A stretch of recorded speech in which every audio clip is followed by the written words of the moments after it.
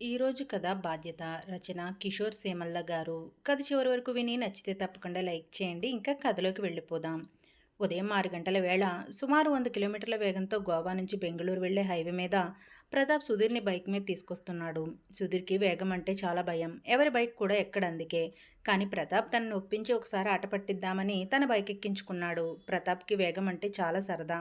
వేగం ప్రదర్శించడం, బైక్ మీద విన్యాసాలు చేయడం తనకి అలవాటు. భయపడుతున్న సుధీర్ వెనక నుంచి హెచ్చరిస్తూనే ఉన్నాడు వేగం తగ్గించమని. అయినా సరే వినని ప్రతాప్ సుధీర్ని ఇంకా భయపెట్టాలని అదే వేగంతో బైక్ని అటు ఇటు తిప్పుతూ ఆట పట్టించడం మొదలుపెట్టాడు. సుధీర్కి భయం ఎక్కువైందిక. వెనక రాడ్ని గట్టిగా పట్టేసుకున్నాడు. కళ్ళుని తెరవట్లేదింకా. కానీ ప్రతాప్ అద్దంలో సుధీర్ని చూసి పిరికివాడా అని ఎక్కిరించాడు. ఇంతలో వెనక నుంచి ఒక లారీ వీళ్ళని క్రాస్ చేసి వెళ్ళింది. ప్రతాప్కి అది నచ్చలేదు. ఎలా అయినా ఆ లారీని దాటాలని వేగం పెంచాడు. ఇంకా సుధీర్ భయపడుతూ బైక్ని ఆపితే నేను దిగిపోతా అని చెప్పాడు. కానీ ప్రతాప్ వినిపించుకోవట్లేదు తన మాట. ప్రతాప్ దృష్టి అంతా ఆ లారీని ఛేదించాలనే ఉంది. లారీ దగ్గరికి చేరుకున్నాడు. లారీ డ్రైవర్ కూడా తగ్గడం లేదు. బైక్ వెళ్ళడానికి వీలు లేకుండా లారీని అటు ఇటు తిప్పుతూ నడుపుతున్నాడు. ప్రతాప్ అయినా సరే బైక్ని డివైడర్ దగ్గర కట్ చేసి పోదామని ప్రయత్నించాడు. కానీ బైక్ అదుపు తప్పి డివైడర్ని గుద్దుకుని ఎగిరి అవతల పడ్డాడు. హెల్మెట్ ఉండడం వల్ల తలకి పెద్ద దెబ్బ ఏం తగలలేదు. ఇంతలో కళ్ళు మసకమసగ్గా కనిపిస్తున్నాయి. చుట్టూ జనం మూగిపోయినట్టు తెలుస్తుంది. అలా కళ్ళు మూసుకున్నాయి. కళ్ళు తెరిచి చూస్తే హాస్పిటల్లో ఉన్నాడు. పక్కనే సుధీర్ కూర్చుని ఉన్నాడు. మెలకువ వచ్చిన ప్రతాప్ సుధీర్ని చూసి నువ్వు బాగానే ఉన్నావు కదా, నీకేం కాలేదు, అదే సంతోషం. అనవసరంగా నువ్వు వద్దంటున్నా నేనే వేగంగా బైక్ నడిపాను. కొంచెం నేనే ఆలోచించి నడపాల్సిందే అని కుమిలిపోయాడు. పర్వాలేదు, నువ్వు కోలుకున్నావు చాలు.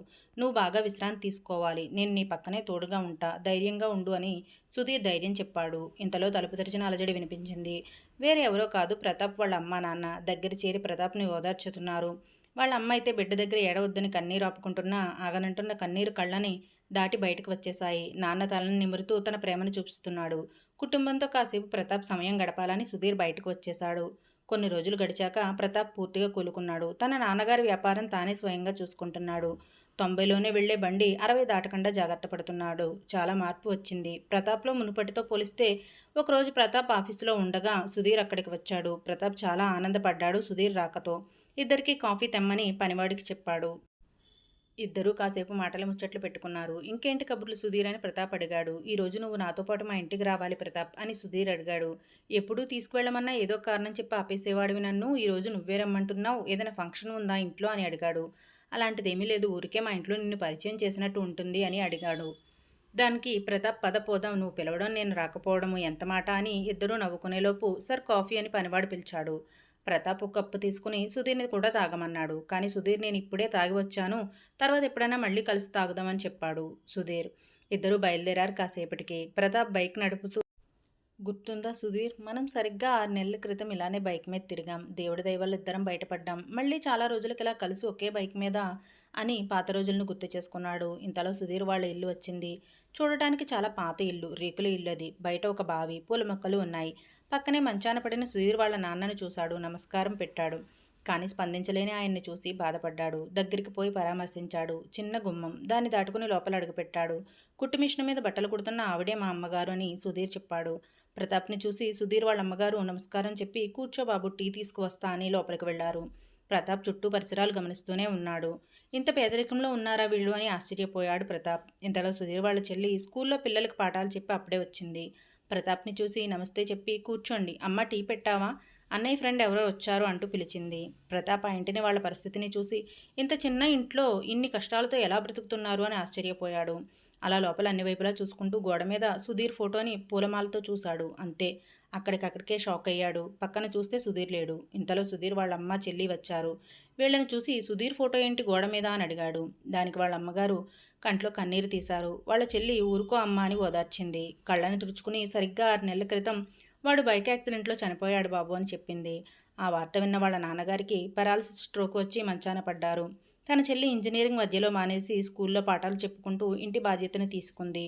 తనకు చెయ్యి సహాయంగా ఉండాలని నేను కుట్టు మిషన్ కొనుక్కున్నాను.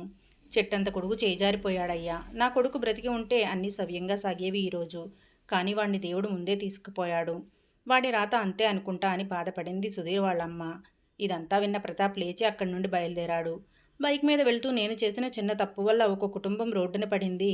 వాళ్ళని నేనే చూసుకోవాలి. అవును, వాళ్ళు ఇంకా నా బాధ్యత. వాళ్ళు ఇంకా నా కుటుంబం అని చెప్పి అప్పుడే నిర్ణయించుకున్నాడు ప్రతాప్.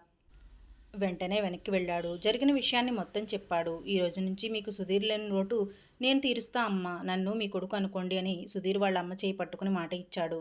కొన్నాళ్లకు నాన్నకు ఆపరేషన్ చేయించి మామూలు మనిషిని చేశాడు. చెల్లి బీటెక్ పూర్తయింది. తనకి మంచి సంబంధం చూసి పెళ్లి చేశాడు. అమ్మకి తోడుగా మంచి కొడుకుగా మిగిలిపోయాడు ప్రతాప్.